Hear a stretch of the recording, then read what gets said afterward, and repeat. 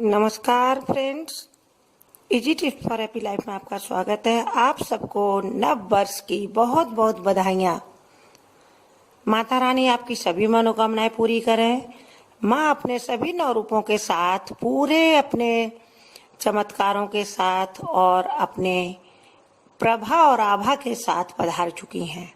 जिन लोगों ने माँ की आज स्थापना नहीं की है, उनके लिए कल सुबह 5:30 बजे से पहले शुभ मुहूर्त है, वह माता की स्थापना कर लें और माँ की दोनों रूपों की पूजा कल करें।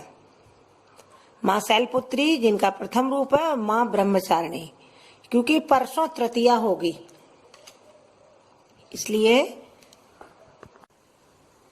सुबह सुबह उठकर ब्रह्म मुहूर्त में आप स्नान ध्यान से निवृत्त होने के बाद माँ को अपने घर में आवाहन करें। उनको लाल कपड़ा बिछाकर चौकी या पाटे पर माँ की फोटो या जो मूर्ति आपने मंगाई हो वो रख लें और चंदन या रोली या फिर रंगे हुए चावलों से स्वास्तिक बना लें।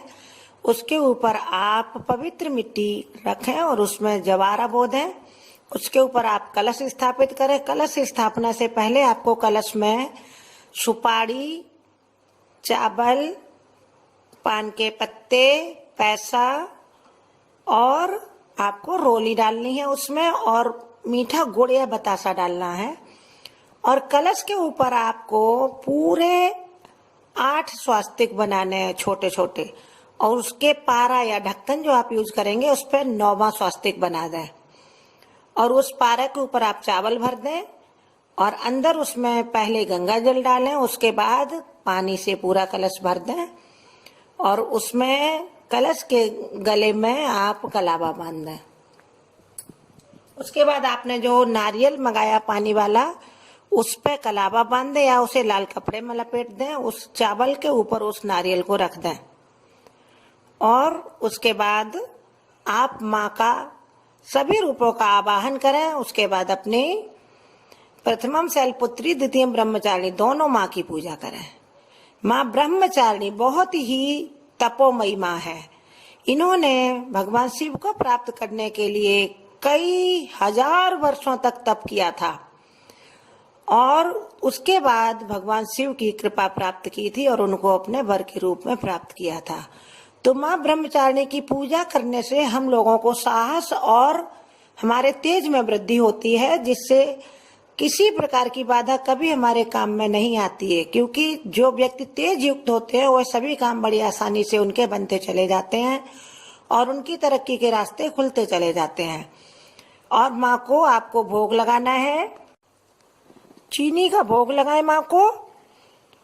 चीनी का भोग लगाने से सभी रोगों से घर को छुटकारा मिलता है, सबके तेज में वृद्धि होती है।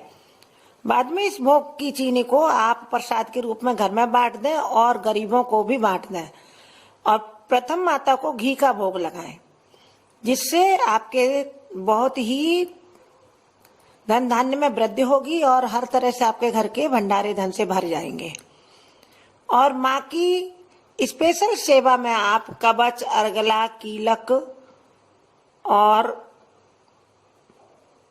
देवी स्तोत्र, ये दुर्गा सप्तशती में दिए हुए, इनका आप कम से कम एक बार प्रतिदिन माँ को पढ़कर सुनाएं, जिससे माँ बहुत प्रसन्न होती है और आपके घर में हर तरह की खुशहाली आती है।